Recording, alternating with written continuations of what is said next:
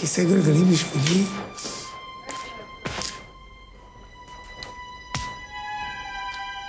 כיסא גלגלים בשבילי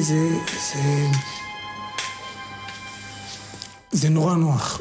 אלוהים כמה זה נוח. זה יהיה לי נורא נוח שיסיעו אותי כל הזמן, או שאני אסע עם כיסא ממונע. אבל זה גם מצד שני שזה להגיד, לא הצלחתי.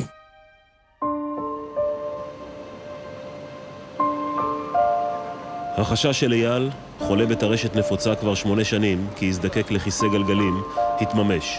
זה 4 שנים, הוא מרותק לכיסא גלגלים. לא מכבר נפתחה לפניו, דרך האינטרנט, הזדמנות חדשה שאולי תחלץ אותו מכיסא הגלגלים. אתה ראית אותי לפני כמה שנים, לא הייתי כיסא גלגלים, הייתי צריך, אבל עוד נלחמתי עם השיניים וזה, ופתאום בא איזה זמבוני כזה, איזה רופא אמיץ, שפתאום אומר, לא, זה הכל לא נכון. מתייחסים לטרשת נפוצה כמחלה נוירולוגית במוח, ובא דוקטור פאולו זמבוני הזה, הוא אומר, לא, זה ורידים. פרופסור פאולו זמבוני הוא האיש העומד מאחורי תגלית רפואית חדשה, שיכולה לשנות לחלוטין את האבחון והטיפול במחלת הטרשת הנפוצה.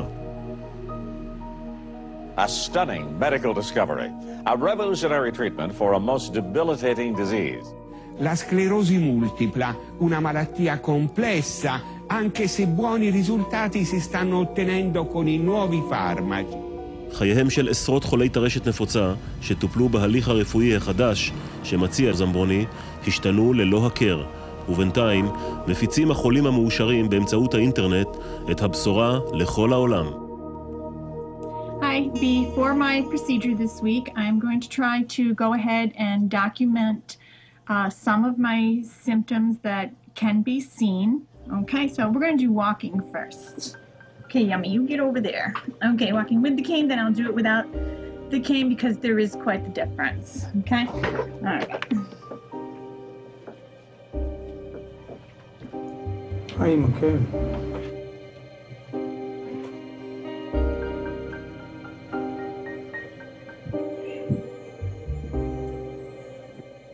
זו אותה אחת, 1.5 חודשים אחרי הטיפול. And walk, and walk, and walk, and walk, and walk. We're gonna work it out. You ready? But just attack. Attack. Attack. Ready? תראה איך הוא עושה. Left. Go. Up, up, down, down, up, up, down, down. טרשת נפוצה היא מחלה ניוונית שבה נפגעת מערכת העצבים המרכזית, ובכלל זה המוח, עצבי הראייה ועמוד השדרה. מספר הנשים הנפגעות מטרשת הוא פי 2 ממספר הגברים. המחלה תוקפת בין גיל 20 ל-40. 1 מכל 1,000 ישראלים חולה במחלה. דוקטור זמבוני מהעיר פררה שבאיטליה החל לחקור את המחלה לפני 10 שנים, לאחר שאשתו הלנה חלתה בטרשת נפוצה. So did you see her spiraling down? Yes. My hope was to find something that might be operated. דוקטור זמבוני סרק בעזרת מכשיר אולטרסאונד פשוט את הצוואר ואת הראש של 100 חולי טרשת, וכך הגיע לתגלית המדהימה. In some patients, I found the evidence of narrowing of the vein. התגלית החדשה של זמבוני ידועה גם בשם CCSVI, שפירושו מחסור כרוני בזרימת דם ורידית בגולגולת ובעמוד השדרה. דוקטור זמבוני בא עם איזה קונספט חדש. הוא בא בעצם אמר על הקהילה המדעית, אתם בעצם הלכתם בכיוון מאוד מסוים, לי יש הוכחות שמדובר בכלל בבעיה מסוג אחר. לא מדובר בבעיה על רקע אוטואימוני, אלא מדובר באיזשהו בלוק או הפרעה בזרימה הוורידית מהמוח. זאת אומרת, הדם לא מתנקז טוב מהמוח, כתוצאה מזה טוען דוקטור זמבוני על סמך מספר מחקרים שהוא עשה, שכתוצאה מחוסר זרימה או חוסר ניקוז ורידי, יש שקיעה של ברזל בתוך המוח, והשקיעה של הברזל גורמת לכל מיני תופעות נוירולוגיות. Hi, I'm Linda, and I'm getting ready to have the liberation procedure done. זה אחת מהאלילות שלי, באמת. מהאלילות? אלילות, היא עשתה את הטיפול הזה, ואתה רואה, היא יושב בסקוטר, בקלנוע, והיא בקושי זזה, העיניים שלה על הפנים. The last thing I would like to do is try to stand and walk. I don't have my walker, so I'll do the best I can.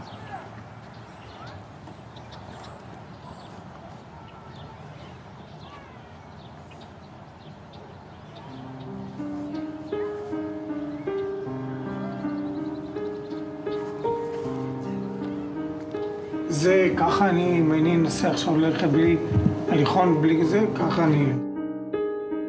The lighting in here is not very good, so I hope... מה זה חודש אחרי?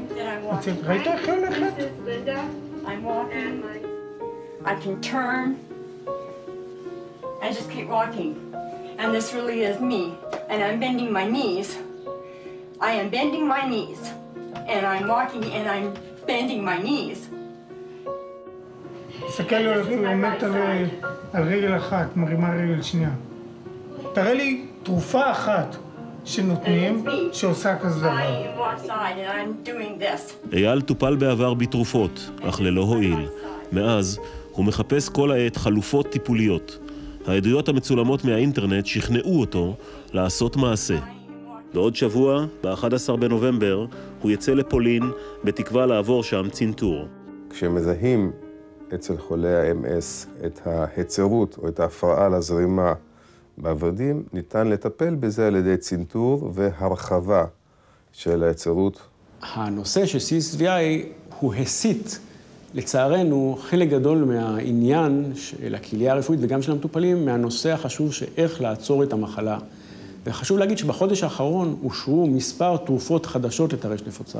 אם כתוצאה מהעניין הזה הופסקו טיפולים, וכתוצאה מזה המחלה תחמיר בינתיים, אני חושב שעלול להיות נזק בלתי הפיך לחלק מהמטופלים. יש מלחמה קשה מאוד בין הנוירולוגים בעולם.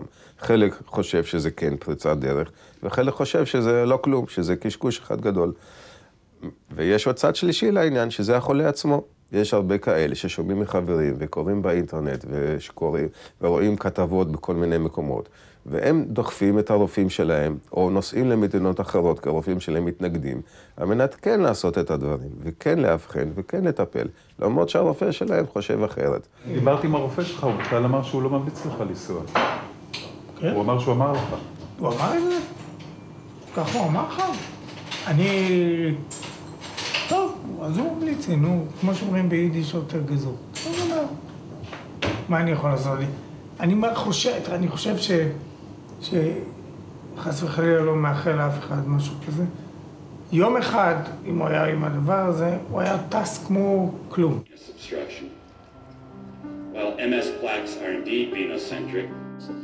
תשמע, אני פותח את העיניים בבוקר, כשאני קם, רק על זה אני חושב. עוד כמה, עוד שבוע לפולין, ואני... רק על זה. אני לא חושב שום דבר אחר. והולך לישון גם, רק זה, רק.